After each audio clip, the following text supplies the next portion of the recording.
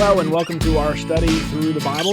We've been reading through our Old Testament on Sunday evenings, and I've been taking the time to do overview and notes of books.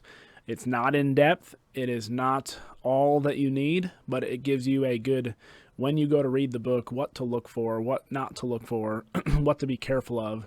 And so I hope that this can help you. I am behind on several of my books because of having speakers in or traveling or whatever it may be. And so I'm going to be creating a couple videos to help catch us up so you can watch these at your own leisure. And so we are in Ecclesiastes. And Ecclesiastes is one of those books that can be kind of confusing. It's really one of the few books that doesn't tie into the overall story in the sense of, let me silence that, into the overall story of the scriptures. What I mean by that, it doesn't really reference, Abraham. It doesn't reference Jacob. It doesn't, try to give us time stamps. It doesn't try to, is this Babylonian captivity, pre-Babylonian captivity? This is one of those wisdom literature books. And if you follow Derek Kidner, it's a pretty good book right here. It's called The Wisdom of Proverbs, Job, and Ecclesiastes. He takes the wisdom literature as just being Proverbs, Job, Ecclesiastes. Someone put Song of Solomon in there, and we'll see as I study more how I feel about that. I would consider it under the umbrella of wisdom literature, but these are the main wisdom books. And so I'm going to be going through some of my notes here. I'm going to send these notes out in email form. I'm not going to go through the outline. There's an outline right here that I have on the very first front of the page, kind of what topics to be looking for, what the teacher is covering, and we'll understand that in a moment. But I'm going to jump right in. I think one of the reasons why there's a lot of debate about the book of Ecclesiastes, some even debate whether it should be in the Bible itself because of their seemingly contradictions in the book. One moment he's telling you it's good to be joyful. The next he's telling you it's better to be sorrowful. And so how do we mesh all of these things together? And before I begin, I want to say always context determines meaning. Sometimes it's the fact that if you just need to read the sections that those verses are coming, and he's talking about a different context. But I think there's more to that in this by itself. And so as you're going to see in Ecclesiastes chapter 1, and I hope if I do some editing to have it up on the screen, it says, "The words of the preacher, the son of David, king in Jerusalem." And so this author, I'm going to say there's two voices here. There is the author who's writing, and he is writing the words of the preacher or the teacher. It's the Hebrew word koleth, means someone who guides, someone who teaches. It's a good word for teacher, and I prefer teacher over preacher. But the author is recording the words of the teacher. And scholars debate whether it is Solomon, because, as it says, the son of David, king in Jerusalem. Whether it's Solomon or a later king. Or even a later king who is taking on a Solomon-like persona. And here's some reasons why you may think it's Solomon. I'm just going to give both reasons why some people think it's Solomon, why some people think it's not Solomon. When you read Ecclesiastes 1:12 through 2:11, and it's this pursuit of wisdom, going into the world, searching all these things, it's very much like what Solomon did in 1 Kings chapters 3 through 11, where he prayed to God for wisdom, the wisest man in the world, and he goes in on this pursuit of wisdom. So it's very Solomon-like esque. And so, verse 12, "I, the preacher, having been king over Israel and Jerusalem," verse 13, "applied my heart to seek and to search out by wisdom all that is done under the heaven. It is an unhappy business that God has given to the children of man to be busy with. I have seen everything that is done under the sun, and behold, all is vanity." And we're going to talk about that word in a minute. "And a striving after wind. What is crooked cannot be made straight. What is lacking cannot be counted. I said in my heart, I have acquired great wisdom, surpassing all who were over Jerusalem before me. And my heart has had great experience of wisdom and knowledge." So there's this, Solomon has the greatest of wisdom. And what we're going to see some distinctions and where people don't think it's Solomon is the fact that he had to search for, acquire wisdom. Solomon prayed for wisdom. Okay, so there's one thing. Another thing is when you look at 1 verse 16, I have acquired great wisdom, surpassing all who were over Jerusalem before me, and my heart has gone, great experience. So all who were in Jerusalem before me. So the only king who reigned before Solomon was David. And so to say all the kings who reigned in Jerusalem before him would be speaking of only one king, and that was David. 1:12, I, the preacher, have been king over Israel and Jerusalem. And it's literally it's from the perspective of someone who was king and is no longer king. I have been king, but I am no longer king. And you're actually going to see that in chapters 5, 8 and 9, verses 8 and 9, and chapters 8, 1 through 9, it is written from the point of view of a subject rather than a ruler. So this person who's writing knows what it's like to both be king and also a subject to the king. And having been seems as if in the point of view of writing that he is no longer king of Israel. He's writing after the fact he was king, as if he's retired, as if he's passed it on to his child. And with Solomon, he died as king. So it would be, very strange for him to say having been, if he's writing, I am king over Israel. Or if he, maybe there's the years missing. I have been king over Israel in Jerusalem for the last 50, but there is none. And so that's kind of that. And there's some grammar, there's some Hebrew that people say is very post-exilic, meaning post-exile, that we don't find in the writings pre-exile, which Solomon would be pre-exile. And so, once again, it's that debate can go one way or the other. It does not really matter to me. But I do want to talk about how the author is distinct from the teacher. The one who's recording it is writing the words of this teacher, whether it's Solomon or whoever it is. But the author is not Solomon. The author is not one of the kings. The author is somebody who's observing the writings and the teachings of this king and then putting it into perspective. Okay, so when you see 1:1, right, and 1:2, you're going to see this third person point. The teacher is the third person point of view.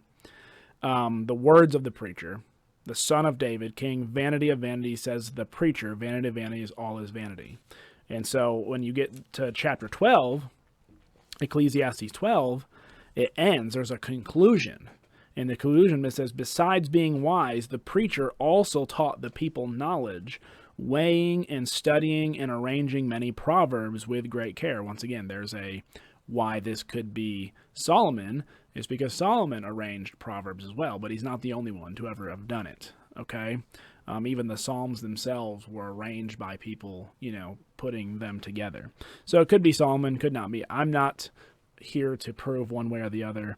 The preacher sought to find the words. The big thing is that there is a distinction between the author and the preacher-teacher, okay? So the preacher-teacher, though, is speaking 98% of the time, and the author just introduces him in the first 2 verses, then gets right into his sayings. So all of these things are his sayings.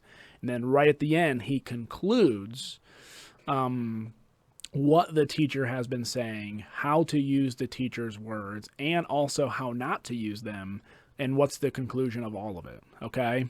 So there's this author, and there's this teacher, and there's a distinction, okay? And I believe the distinction is correct. I don't think whether it's Solomon or the teacher is now just writing about himself in a third point of view. I don't believe that. So anyway, let's get right into kind of the bookends of the teacher's messages.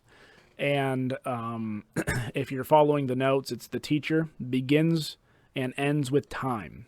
Okay, so time in chapters 1, 3 through 11. Basically, the summary is with all human effort in the world, with all of its modern advances, nothing really changes. Time will eventually erase us all and all that we care about. And so that's kind of your introduction into the teacher. The teacher saying all the things that I'm going to be talking about you. With time, no matter what we accomplish here on this earth, it is all going to be vanity. And we're going to talk about that word in a moment. It's going to be all vain, meaningless, hard to grasp. We're going to look at that in a moment, But time will eventually erase everything that we do. So everything is basically, as one way to look at it, meaningless, or life is an enigma. It is like smoke. The word is that for breath or vapor or smoke. It's here for a moment, then gone, so it's fleeting. And also, it has the concept of, if you've ever tried to grab smoke, it's there, you can see it, you grab it, and the moment you grab it, it slips through your fingers. So life is an enigma. When you think you have it figured out, you really don't. But time, so it starts with this idea of time. So I'm going to read 3 through 11. What does man gain by the toil at which he toils under the sun? A generation goes and a generation comes, but the earth remains forever. The sun rises and the sun goes down, and hastens to the place where it rises. The wind blows to the south, goes to the north. Around and around goes the wind, and it circuits, the wind returns, and on its circuit the wind returns. All the streams run to the sea, but the sea is not full, to the place where the streams flow, and they flow again. All things are full of weariness, a man cannot utter it. The eye is not satisfied with seeing, nor the ear filled with hearing. What has been is what will be, and what has been done is what will be done, and there is nothing new under the sun. Is there a thing of which it is said, see, this is new? It has already been in the ages before us. There is no remembrance of former things, nor there will be remembrance of later things, yet to be among those who come after. So basically it's saying, no matter what you do, no matter what you accomplish, in this world, time will erase it all, right? Even new modern advances are just doing something that's already been done better, right? But it's really already been done. And time will, and that's, once again, that's the perspective of the teacher, and I'm going to say this is the teacher's wisdom, kind of like in the middle section of Proverbs, where he gathers all this wisdom from all these different places and brings them all together and kind of snaps them all together. That's what you're kind of seeing here. This teacher has gone out and sought wisdom, and this is kind of his conclusion, is time will erase it all. And he kind of ends the same way. If we go to chapter 11, starting in verse 7, he says this, light is sweet and is pleasant for the eyes to see the sun. So if a person lives many years, let him rejoice in them all. But let him remember that the days of darkness will be many. All that comes is vanity. So basically, enjoy while you're living, but one day you're going to die and everything will be dark, right? And all that you do is basically going to be forgotten. It's going to be vain. Rejoice, O young man, in your youth, and let your heart cheer you in the days of your youth. Walk in the ways of your heart in the sight of your eyes. But know that for all these things God will bring you into judgment. Remove vexation from your heart and put away pain from your body, for youth and the dawn of life are vanity. So we're starting to kind of get into the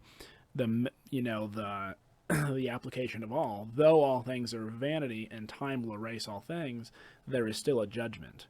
Okay, so we're really not living for this life, but we're living for God's judgment. And what we're going to say is the next life. But they're not, well, I won't get into the Solomon theology of the afterlife right now. That's a different discussion.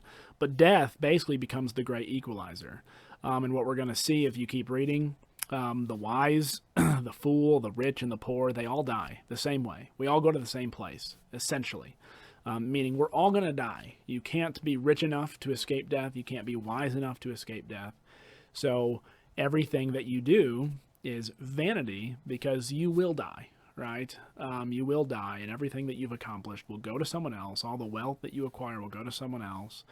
All the works that you do will be the benefit of someone else. So really, there is a main thing, and we're kind of jumping ahead of ourselves a little bit. But let's kind of jump back for a moment, and let's get right into this, what this word vanity or vain means. Okay, so in chapters 1, verse 2, it says, vanity of vanities, says the preacher, vanity of vanities, all is vanities. It starts that way, and it ends in 12:8. At the end of his discussion, before the author kicks back in, Vanity of vanity, says the preacher, all is vanity. So the beginning of the preacher or teacher's words are all is vanity, and the ending of all the teacher's words is all is vanity. So everything in here fits under the category of all is vanity, but we have to understand what that word vanity means. It is the Hebrew word hevel, okay? And as I already talked about, it's this translated smoke, breath, vapor, kind of what James says. Life is like a vapor. You're here for a moment, then you're gone. There is a concept in which life is fleeting, okay?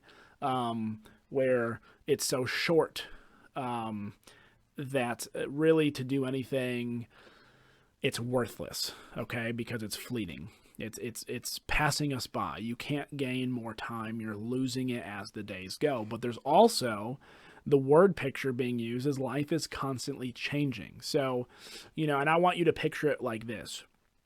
You see a young child who finally learns to walk. But after they learn to walk and they're like, I've got this figured out, then they see people running. Now I've got to figure out how to run. And so now I got to work on running and balancing. And the moment you figure out running, then you see people jumping. And you're like, oh man, now I need to learn to run and jump. And then if you see people jumping, you see people pole vaulting. And then if you see people, and there's always this next step of things to learn. Whenever there are stages of growth, there are stages of life. And that's what Solomon is talking about. In my opinion, Solomon is saying life changes so much that it is meaningless, it is an enigma, and it is fleeting so much that for us to try to figure out all of what life is about just by pure observation, meaning in life experience, you cannot just by life experience and by observation and trying to find wisdom in the world to figure out what life is about. There's something more to it. It's a vapor. It's an enigma, because even when you, let's say as you get older, you figure out what career you want to be in, and you've got your career figured out, and then you get married, then you got to figure out marriage, and then you have kids, and then you got to figure out kids, and then you have grandkids, and you got to figure out grandkids, and then you have great grandkids, and then you're retiring, and then you got to figure out what retirement's all about. Do you see how, depending on the stage of life that you're in, life will look differently. Life for a 16-year-old makes sense on a 16-year-old level, but then when a 60-year-old looks back on a 16-year-old life, he's like, he doesn't got anything figured out. The 60-year-old thinks he's got it all figured out. The 60-year-old knows through experience he's got nothing figured out. But what wisdom should teach that 60-year-old man is that because he's not 80, he doesn't have it figured out. And that 80-year-old, because he's not 90, he doesn't have it figured out. And that 90-year-old, because he's not dead and have gone into the great beyond, right? That he even doesn't have it figured out. And he's out of time to figure it out anyway. So there's not enough life in this world for us to figure out what life is about. Through our own experience and through the way of worldly wisdom, we will not be able to, even through all of our collected knowledge, it will become vanity. And I think that is what answers the seemingly contradictory message in the book. There are times where it talks about sorrow is better than joy and joy is better than sorrow. It depends on what stage of life you're in. It depends on what's happening to you. It depends on, what's going on. And so, once again, depending on the time of your life, one thing could be good, but then it could be bad. One thing that's good for you could also be bad for you. You don't want to be joyful at a funeral, right? And you don't want to be sorrowful at a new birth, those kinds of things, okay? So as one figures out life changes, and then what was once easy or figured out is no longer figured out. The longer you live, the less things are black and white, but life is constantly changing, and the meaning to life is too easy to grasp by observing cause and effect relationships, meaning life is more complex, I should say, than just observing cause and effect relationships. But as we see at the end, that is why the entire duty of man is to fear God and to keep his commandments, or literally what makes man whole, all right? That gives us fulfillment.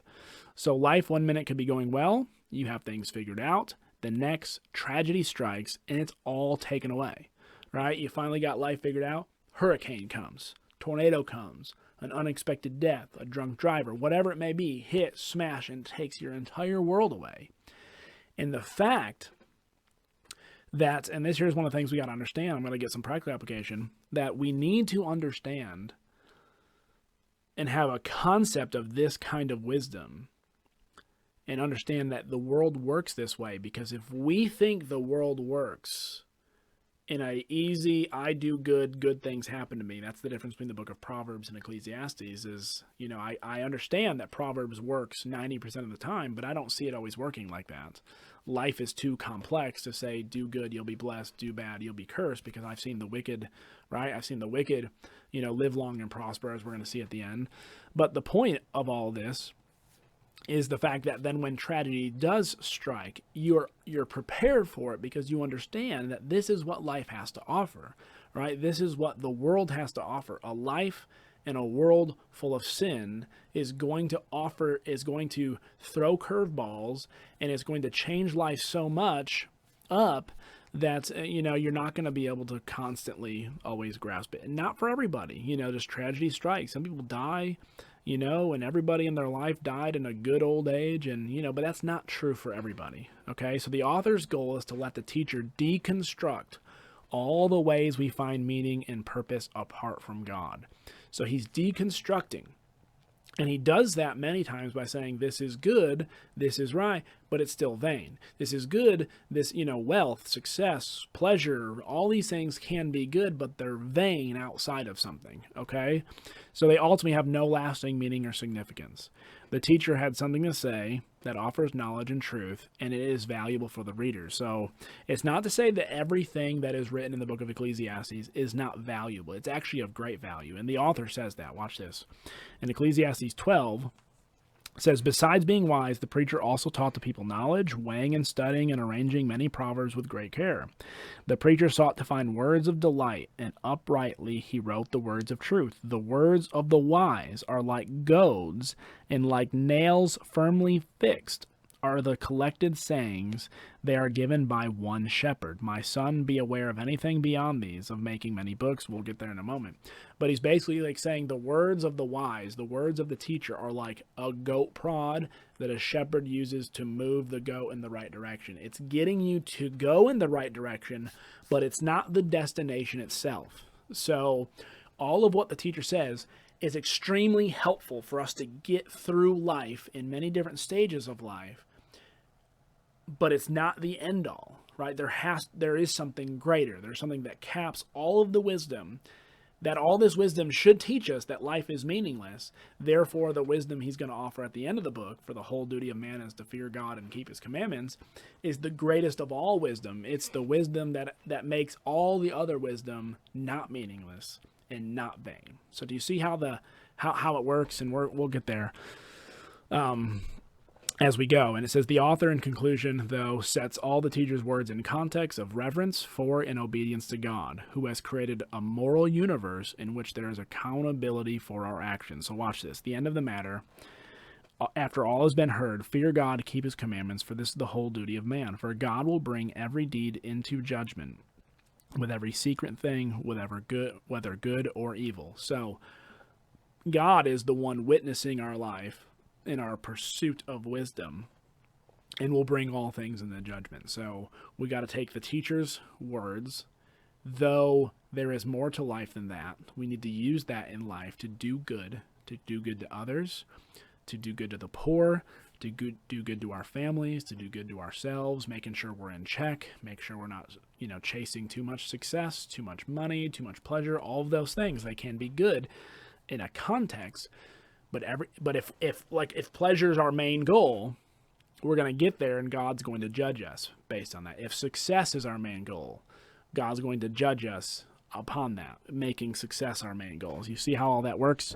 So I'm going to look at some logical flow themes found in the main section of the book, and I'm going to look at two of them. First, career.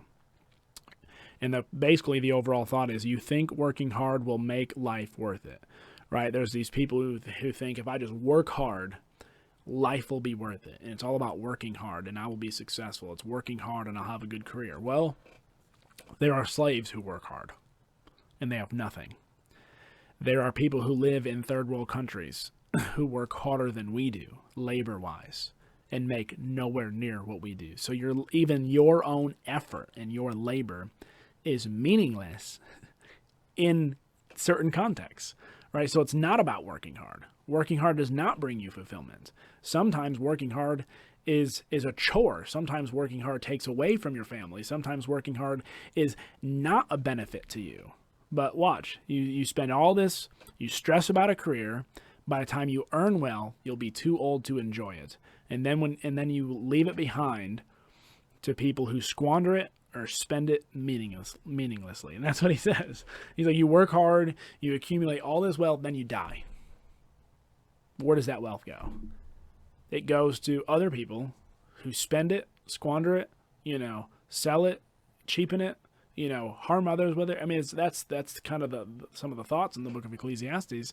And so it's not the ultimate meaning or purpose, because you have no say with what happens to that wealth after you die, right? It's good to take care of your family, absolutely, but it's not good to, chase after a career for the career's sake.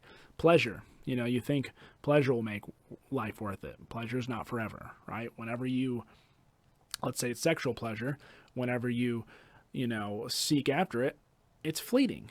It happens, it's gone. You've got to do it all over again. So pleasure is something that you constantly have to continue in for it to even bring you any source of joy or happiness.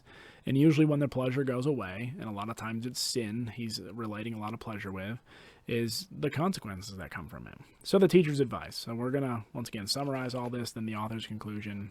It's kind of repetitive, I understand.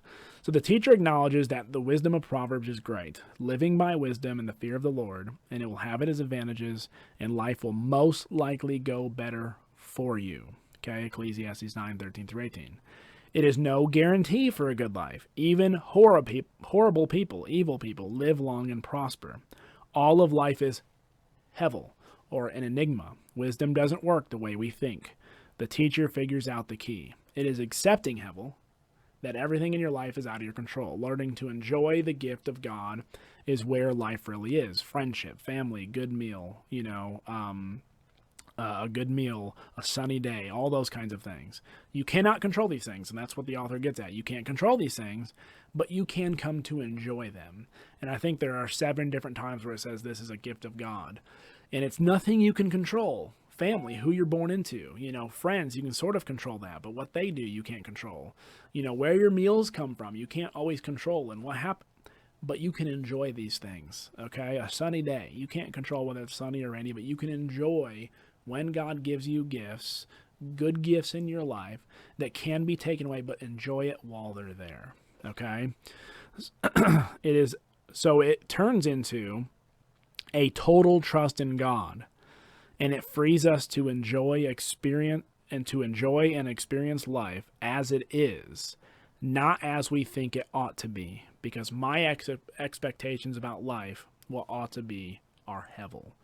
I can't grasp it. They're an enigma. What I think life should be is not always what life is, so I need to enjoy how life is and experience life as I'm going through it, and not always waiting. Well, when I retire, I will enjoy. When I get the job of my dreams, I will enjoy. When my kids are older, I'll enjoy. No, enjoy life now with the fact of the fear of the Lord and keeping all these things in check with God. Okay, so the author's conclusion. The teacher's words are very important for us to hear, but this wisdom is like a staff prodding an animal to an even greater wisdom. You can take the teacher's words too far. Instead, to spend your entire life buried in books and figuring out life's mysteries. He says, don't try it because you won't get there. Watch this. He says, my son, verse 12, be aware of anything beyond these. Of making many books there is no end, and much study is weariness of the flesh, the end of the matter. So you can take the teacher's words and try to, I'm going to build off these and more books and write books and, come up with books and figure out the words of life. And he says, it's all hevel. It's meaningless, right? You'll never get it all. You'll never grasp it all. The conclusion is, fear God, keep his commandments, for this is the whole duty of man. Time and death will make life out of our control. True meaning comes from God's judgment that will take away all hevel from the world. God's judgment ultimately, when we are judged, will finally come in and say, we'll realize all that stuff was meaningless. But we're supposed to realize it before the judgment comes. When the day of judgment comes, when death comes, people always look back and go, I wish I would have spent more time with family. I wish I would have spent more time with friends. Never, I wish I would have made more money. I wish I would have been more successful. Those things don't come into play. Things come into perspective with life and death and time. When time comes to an end, let's figure it out before life is over. Well, I hope this helps you in your study of the book of Ecclesiastes. Once again, it's not an in-depth study.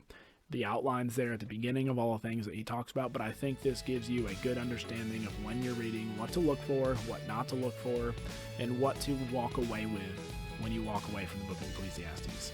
I love you, and I hope you have a great day.